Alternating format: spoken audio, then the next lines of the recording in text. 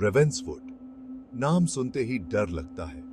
एक छोटा सा टाउन, घने जंगलों से घिरा हुआ। यहाँ की हवा में हमेशा उदासी रहती है। लोग कहते हैं कि रेवेंसवुड पर बुरी शक्ति का साया है। यहाँ की खामोशी में एक कहानी छिपी है, एक डरावनी कहानी। सूरज डूब गया था। 4 दोस्त अमित, रिया, रोहन और एम्मा रेवेंसवुड जा रहे थे। उन्हें डरावनी कहानियां सुनने का बहुत शौक था। आज वे खुद एक कहानी का हिस्सा बनने वाले थे। एक ऐसी कहानी जो उनकी आखिरी कहानी बन सकती थी। हवा तेज चल रही थी, पेड़ हिल रहे थे, बारिश शुरू हो गई थी। अमित ने कार रोक दी।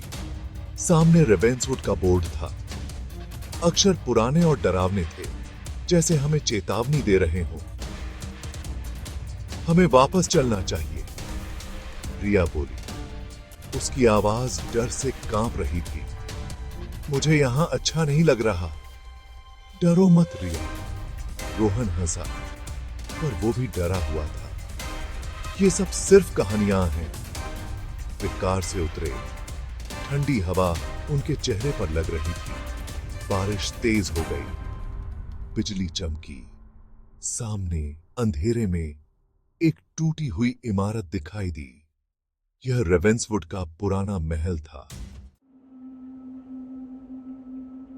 महल के दरवाजे टूटे हुए थे।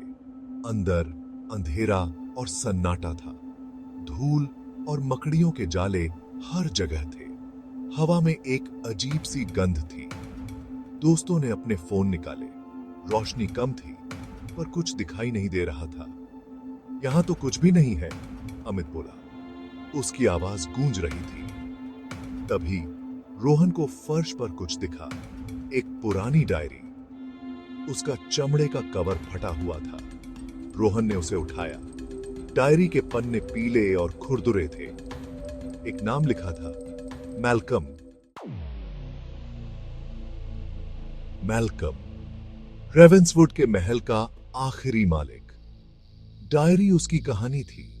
एक ऐसी कहानी जो पैसे और ताकत के लालच से शुरू हुई थी। मैल्कम को जादू का जुनून था। वह हमेशा के लिए जीना चाहता था। बहुत ताकतवर बनना चाहता था। डायरी में एक जादू का जिक्र था। एक खतरनाक जादू जो मैल्कम ने किया था, पर कुछ गलत हो गया। उसकी आत्मा इस महल में कैद हो गई। ताकत पाने की चाह में उसने खुद को हमेशा के लिए कैद कर लिया। गैप आतास टू अस।